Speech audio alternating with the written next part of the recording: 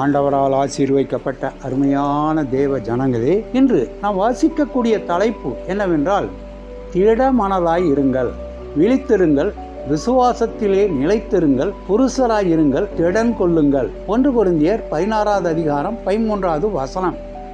1979 வருடம் முதல் 1990 வருடம் வரை இங்கிலாந்து தேசத்தின் பிரதமராக இருந்தவர் மார்கரெட் தாட்சர் ஆவார். இங்கிலாந்தின் முதல் பெண் பிரதமர் இவர்தான். 20ஆம் நூற்றாண்டில் நீண்ட காலம் பிரதமராக பொறுப்பாற்றியவரும் இவர்தான். இங்கிலாந்தில் பெரிய கட்சியின் தலைமை பொறுப்பை வகித்த முதல் பெண்மணியும் இவர்தான். இவர் தொழிற்சங்கங்களின் அதிகாரங்களை குறைத்தார், அரசாங்க நிறுவனங்களை தனியார் மயமாக்கினார். இது போன்ற பல அரசியல் சீர்திருத்தங்களை கொண்டு வந்து நாட்டின் பொருளாதாரத்தை நிலைநிறுத்த பாடுபட்டார். இதனால்தான் இவரை இரும்பு மனுஷி என்றும் அழைத்தனர். மார்கரெட் ஆக்ஸ்போர்டு பல்கலைக்கழகத்தில் படித்து பட்டம் பெற்றார். வேலைக்கு விண்ணப்பித்த பொழுது அங்கு இவருக்கு நேர்முக தேர்வு நடத்தியவர் இவர் ஒரு தலைகணம் பிடித்தவர் என்று சொல்லி வேலை தர மறுத்துவிட்டார்.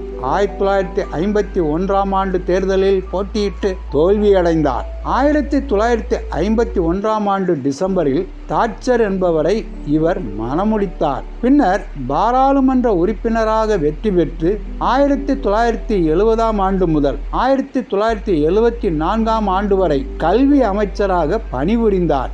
1979ஆம் ஆண்டு வெற்றி பெற்று பிரதம மந்திரியாக பொறுப்பேற்றவுடன் அவர் வேற்றுமை இருக்குமிடத்தில் ஒருமைப்பாட்டை கொண்டு வருவோம், எங்கே பிழை இருக்கிறதோ அங்கே உண்மையை கொண்டு வருவோம், எங்கே சந்தேகம் இருக்கிறதோ அங்கே விசுவாசத்தை கொண்டு வருவோம், எங்கே நம்பிக்கையின்மை உள்ளதோ அங்கே நம்பிக்கையை கொண்டு வருவோம் என்று கூறினார். இவர் பிரதம மந்திரியாக இருந்த நாட்களில் இங்கிலாந்திற்கு சொந்தமான பாக்லாந்து என்ற தீவை அர்ஜென்டினா என்ற நாடு பிடித்து கொண்டது. பேச்சுவார்த்தை தோல்வியடைந்ததால் சண்டையிட்டு அதை மீட்கும்படி உத்தரவிட்டார்.